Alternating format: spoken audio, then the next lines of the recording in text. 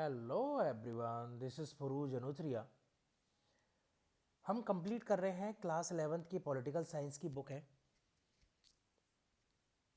Book का नाम है भारत का संविधान, सिद्धांत और व्यवहार। इसका चैप्टर 1 हम ऑलरेडी कंप्लीट कर चुके हैं। अभी हम डिस्कस कर रहे हैं चैप्टर 2, जो करीबन कंप्लीट होने को है। इसमें हम बात कर चुके हैं धार्मिक स्वतंत्रता तक के बारे में। धार्मिक स्वतंत्रता का जो अधिकार दिया गया उसके बारे में हम बात कर चुके हैं। सभी धर्मों को किस प्रकार से समानता दी गई है, आस्था और प्रार्थना करने का अधिकार, ये वो एक्सेट्रा, है ना। आज हम बात करने वाले हैं सांस्कृतिक और शैक्षिक अधिकार। क्या बात करेंगे हम? सांस्कृतिक और शैक्षिक अधिकार। तो चलिए स्टार्ट करते हैं। जब हम भारतीय समाज की बात करते हैं तो हमारे मन में विविधता की छवि आती है। ऑब्वियसली जो भारतीय समाज है वो विविधतापूर्ण है। भली भली भांति के लोग हैं, सभी धर्म के, सभी भाषाओं के, मतलब बहुत सारे धर्म के, बहुत सारी भाषाओं के, अलग अलग कलर के, अलग अलग लिंग के, अलग अलग नस्ल एक्सेट्रा, बहुत सारे जो हैं अलग अलग तरीके के लोग हमारे यहाँ पाए जाते हैं। भारतीय समाज कोई समरूप समाज नहीं। ऑब्वियसली विविधतापूर्ण है तो समरूप तो हो ही नहीं सकता, ये टर्म ही दोनों विपरीत है। वरन उसमें काफ़ी विविधता है। ऐसे विविधता भरे समाज में कुछ छोटे समुदाय और कुछ बड़े होते हैं। ऑब्वियसली कुछ बड़े समुदाय होते हैं, कुछ छोटे छोटे होते हैं। जैसे अगर मैं बात करूँ हिंदी भाषी, हिंदी भाषी जो है बहुत ज़्यादा हैं। अगर मैं बात करूँ तमिल भाषी या मराठी भाषी या भोजपुरी भाषी या गुजराती एक्सेट्रा, अगर मैं किसी और भाषी की बात करूं तो उनकी संख्या जो है वो कम है। तो क्या है, अगर क्या ऐसा है कि अल्पसंख्यक समुदाय को बहुसंख्यक समुदाय की संस्कृति स्वीकार करनी पड़ेगी? बिल्कुल नहीं। जो मराठी है वो मराठी बोलो, जो हिंदी है वो हिंदी बोलो। जो फॉर एग्जांपल अगर मैं हिंदू धर्म की बात करूं तो जो हिंदू धर्म को फॉलो करते हैं वो हिंदू को फॉलो करो, जो मुस्लिम को फॉलो करते हैं वो मुस्लिम को करो, जो क्रिश्चियन को करते हैं वो क्रिश्चियन, जो सिख को करते हैं वो सिख को करो, जैन बौद्ध एक्सेट्रा जितने भी बहुत सारे, तो जिस भी धर्म को चाहो उसको फॉलो करो। तो ऐसा नहीं कि जो बहुसंख्यक है वो अल्पसंख्यक पर जोर लगाएगा कि आप जो है हमारी संस्कृति को स्वीकार कीजिए, ऐसा नहीं है। हमारा संविधान मानता है कि विविधता हमारे समाज की मजबूती है। ऑब्वियसली विविधता जो है वो हमारे समाज की क्या है? मजबूती। अतः अल्पसंख्यकों को अपनी संस्कृति को बनाए रखने का अधिकार भी एक मौलिक अधिकार है। ऑब्वियसली जो अल्पसंख्यक हैं, माइनॉरिटीज हैं, वो अपनी संस्कृति को बचा के रखेंगे या रख सकते हैं, उनका ये मौलिक अधिकार है, ये उनकी जिम्मेदारी है। किसी समुदाय को केवल धर्म के आधार पर ही नहीं बल्कि भाषा और संस्कृति के आधार पर भी अल्पसंख्यक माना जाता है। यानी अगर जैसे हम माइनॉरिटीज की बात करते हैं तो माइंड में सीधा क्या आता है? हिंदू, मुस्लिम, क्रिश्चियन, सिख एक्सेट्रा। ये क्यों आता है? क्योंकि हिंदू जो है वो ज़्यादा है, मुस्लिम है वो कम है, या सिख है वो कम है, या बौद्धिस्ट है वो कम है, या क्रिश्चियन है जो कम है, तो अदर कम है। तो माइंड में माइनॉरिटी से एक ही दिमाग में आता है कि धर्म वाली बात, लेकिन ऐसा नहीं है। भाषा भी और संस्कृति भी जो है उसके आधार पर भी लोग अल्पसंख्यक होते हैं। अल्पसंख्यक वह समूह है जिनकी अपनी एक भाषा या धर्म होता है और देश के किसी एक भाग में या पूरे देश में संख्या के आधार पर वे किसी अन्य समूह से छोटे होते हैं। यानी अल्पसंख्यक का क्या मतलब? संख्या में कम है, या तो वो किसी एक पर्टिकुलर जगह पर होते हैं, हो सकते हैं, या फिर हो सकता है पूरे देश में थोड़े थोड़े थोड़े थोड़े बिखरे हुए हों। ऐसे अल्पसंख्यक जो समूह होते हैं उनको अपनी भाषा, लिपि यानी उनकी जो लिपि है, और संस्कृति को सुरक्षित रखने व उसे विकसित करने का अधिकार है। लिपि का इन द सेंस मतलब किस कैसे लिखी गई, जैसे देवनागरी है हिंदी की लिपि है ये, है ना। तो अपनी भाषा को, अपनी लिपि को, अपनी संस्कृति को सुरक्षित रख सकते हैं और उसको विकसित भी कर सकते हैं, ये उनको राइट है। अगला, भाषाई या धार्मिक अल्पसंख्यक अपने शिक्षण संस्थान खोल सकते हैं। यानी कि जो भाषाई अल्पसंख्यक हैं या जो धार्मिक अल्पसंख्यक हैं वो अपने शिक्षण संस्थान खोल सकते हैं उसकी ग्रो करने के लिए, क्योंकि अभी उनकी मात्रा कम है। अगर उनको संरक्षण नहीं मिलेगा तो धीरे धीरे करके वो विलुप्त हो जाएगी। तो उस केस में उसका शिक्षण संस्थान भी खोला जा सकता है। ऐसा करके वे अपनी संस्कृति को सुरक्षित और विकसित कर सकते हैं। शिक्षण संस्थाओं को वित्तीय अनुदान देने के मामले में सरकार इस आधार पर भेदभाव नहीं करेगी कि उस शिक्षण संस्थान का प्रबंध किसी अल्पसंख्यक समुदाय के हाथ में है। यानी कि अगर सरकार जो है किसी शिक्षण संस्थान को वित्तीय सहायता देगी तो उससे भेदभाव नहीं करेगी। किस आधार पर? कि इसका जो कोऑर्डिनेटर है या इस समुदाय का जो सब कुछ सर्वे सर्वा है उस संस्थान का, सॉरी, वो जो है किसी अल्पसंख्यक समुदाय के हाथ में है। इस बात से गवर्नमेंट को कोई मतलब नहीं होगा, उसको जितना देना होगा वो देगी। अगला है संवैधानिक उपचारों का अधिकार, आर्टिकल 32। क्लियर? जो सुप्रीम कोर्ट वगैरह वो रिट जारी करती है वो आर्टिकल 32 के थ्रू ही जारी करती है। तो संवैधानिक उपचारों का अधिकार, इस बात से हर कोई सहमत होगा कि हमारे संविधान में मौलिक अधिकारों की सूची बढ़िया कर सके, ऑब्वियसली। लेकिन अधिकारों की विस्तृत सूची देना ही काफी नहीं, इसको फॉलो करवाना भी जरूरी है, लोगों को अधिकार मिलना भी जरूरी है। भाई हमारे संविधानों से बहुत बड़ी बड़ी बातें लिखी हुई हैं, लेकिन हकीकत में उसको अमल नहीं किया जा रहा, तो उन बातों का कोई मतलब नहीं रह जाता। कोई ऐसा तरीका होना चाहिए जिससे उन्हें व्यवहार में लाया जा सके, कोई भी ऐसा तरीका, और उल्लंघन होने पर क्या करे, उन अधिकारों की रक्षा की जा सके। क्लियर?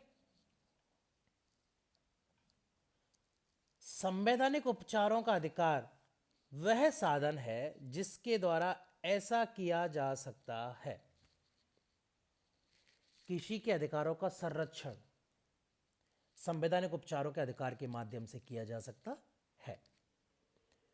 डॉक्टर अंबेडकर ने इस अधिकार को क्या कहा था? संविधान का हृदय और आत्मा।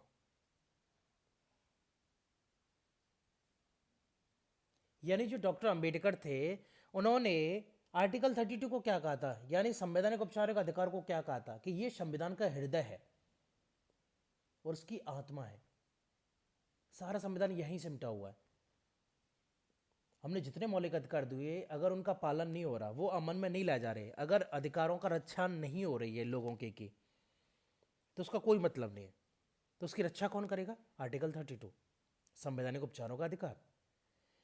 इसके अंतर्गत हर नागरिक को यह अधिकार प्राप्त है कि वह अपने मौलिक अधिकारों के उल्लंघन किए जाने पर सीधे उच्च न्यायालय या सर्वोच्च न्यायालय जा सकता है।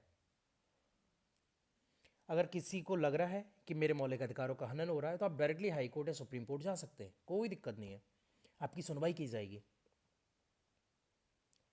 रिट जारी करने का जो अधिकार होता है वो supreme court and high court के पास होता है। एक बहुत ज़्यादा इंपॉर्टेंट बात बता दूं, जैसे कि सुप्रीम कोर्ट जो होता है ज़्यादा बड़ा है, हाई कोर्ट जो है वो छोटा है।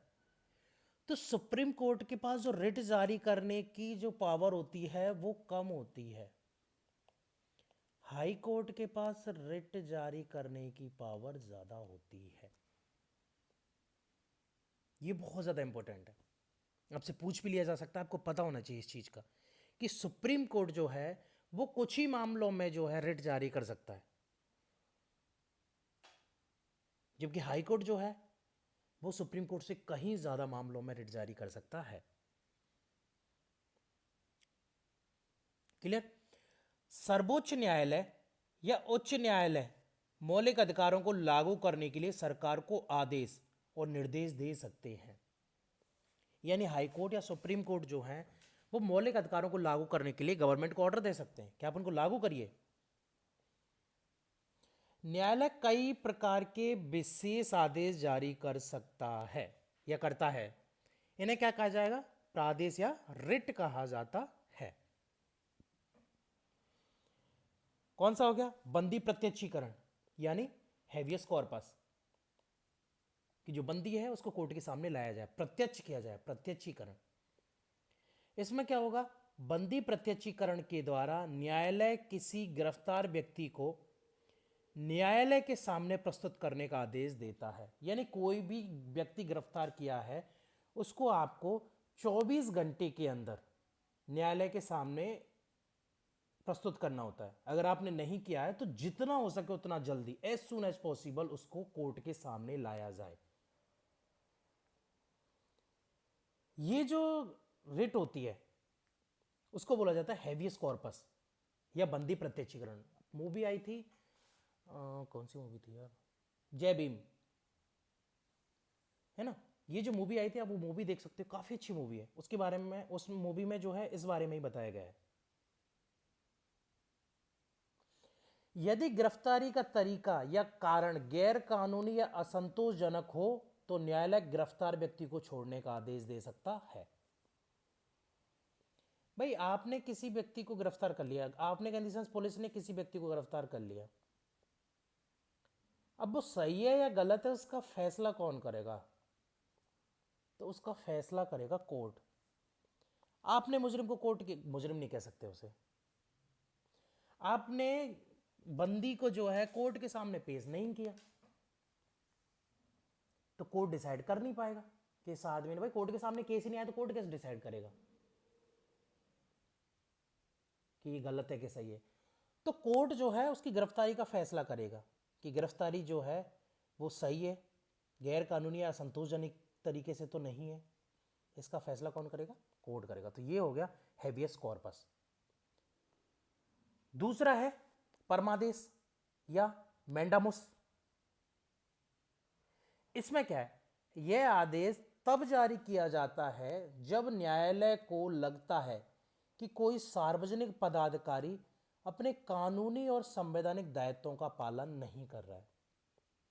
यानी मैंडामुस कब जारी करेगा? कि गवर्नमेंट जो ऑफिसर्स हैं उनके अगेंस्ट किया जाता है। कब किया जाएगा? कि कोई जो ऑफिसर है वो कानूनी और संवैधानिक दायित्वों का पालन नहीं कर रहा है। इसमें से क्या हो रहा है? किसी व्यक्ति का मौलिक अधिकार प्रभावित हो रहा है।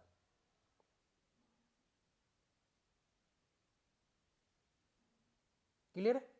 अगर किसी आदमी का मौलिक अधिकार जो है प्रभावित हो रहा है और वो किसी अधिकारी के वजह से हो रहा है तो उसको मैंडामुस जारी करेगी गवर्नमेंट, सॉरी सुप्रीम कोर्ट या हाई कोर्ट, है ना। अगला है निषेध आदेश, प्रोहिबिशन ऑर्डर। अगला क्या है? निषेध आदेश। इसमें क्या है, जब कोई निचली अदालत अपने अधिकार क्षेत्र का अतिक्रमण करके किसी मुकदमे की सुनवाई करती है तो जो ऊपर की अदालतें हैं, high court and supreme court, उसे ऐसा करने से रोकने के लिए निषेध आदेश जारी करता है या करती है। इसका मतलब क्या हुआ कि जो नीचे की कोर्ट है, डिस्ट्रिक्ट कोर्ट वगैरह हो गए, ये क्या कर रहे हैं, अपने अधिकार क्षेत्र का अतिक्रमण कर लेंगे कि उनको अधिकार दिया गया इतना, लेकिन सुनवाई यहां तक कर रहे हैं वो। तो ऐसा जो है वो निचली कोर्ट नहीं कर सकती। अगर निचली कोर्ट ऐसा कर रही है तो high court and supreme court जो होंगे वो उसको रिट जारी करेंगे। वो क्या होंगी? Prohibition order.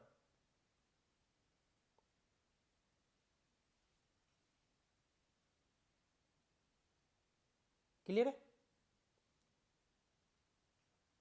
अगला आता है अधिकार प्रच्छा।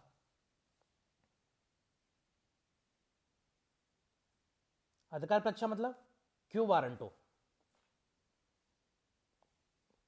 इसमें क्या है कि जब न्यायालय को लगता है कि कोई व्यक्ति ऐसे पद पर नियुक्त हो गया है जिस पर उसका कोई कानूनी हक नहीं है, तब कोर्ट क्या करेगा? अधिकार प्रच्छा आदेश या क्यो वारंटो रिलीज करेगा, रिट जारी करेगा, के द्वारा उसे उस पद पर कार्य करने से रोक देता है।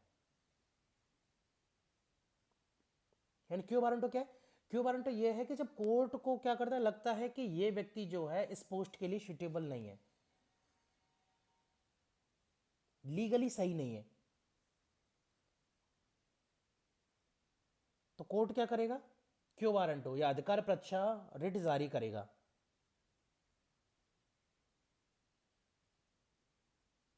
जिसके बाद क्या होगा? उस व्यक्ति के उस पद पर कार्य करने से रोक लगा दी जाएगी। अगला है उत्प्रेषण रेट, रेट ऑफ सर्शियोरारी या शिष्योरारी। उत्प्रेषण रेट, रेट ऑफ शिष्योरारी। जब कोई निचली अदालत या सरकारी अधिकारी बिना अधिकार के कोई कार्य करता है तो न्यायालय उसके समक्ष विचाराधीन मामलों को उससे लेकर उत्प्रेषण द्वारा उसे ऊपर की अदालत या अधिकारी को हस्तांतरित कर देता है। यानी रेट ऑफ शिष्योरारी का मतलब क्या है कि या तो कोई निचली कोर्ट हो या कोई अधिकारी हो जिसका वो अधिकार नहीं है, उस कार्य को वो कर रहा है,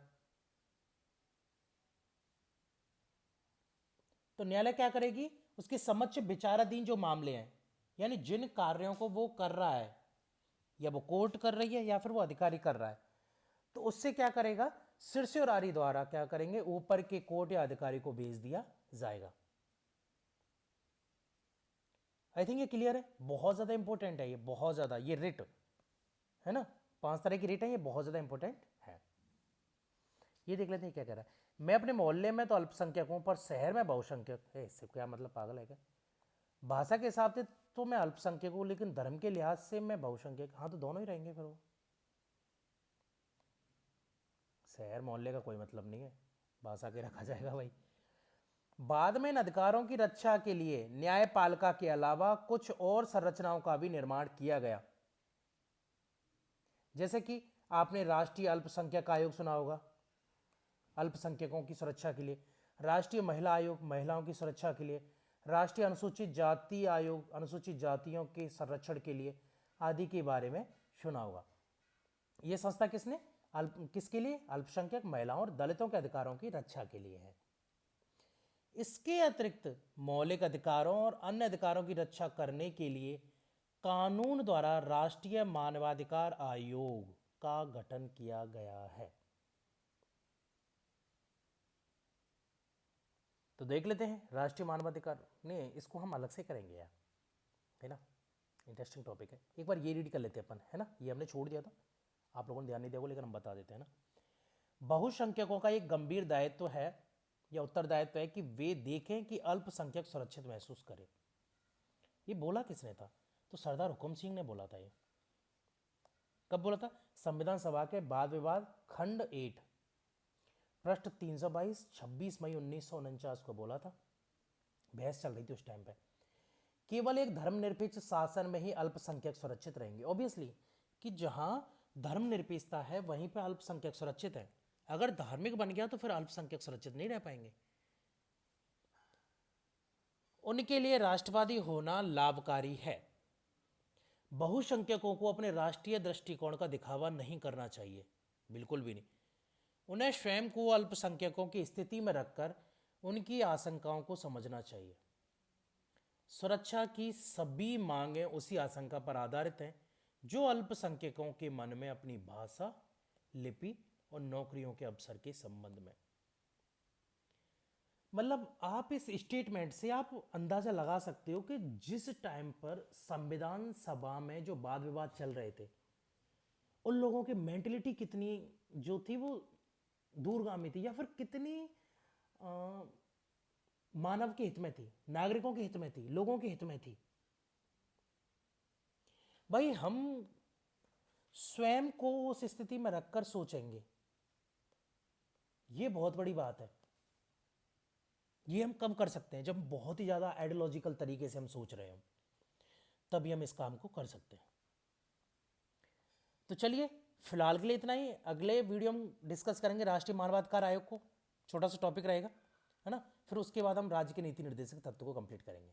बहुत छोटा सा बच्चा है, ज़्यादा नहीं बचा अब, है ना, छोटा सा बच्चा। चलिए फिलहाल के लिए इतना ही, आगे हम फिर आएंगे आपके लिए एक नई वीडियो लेकर, तब तक के लिए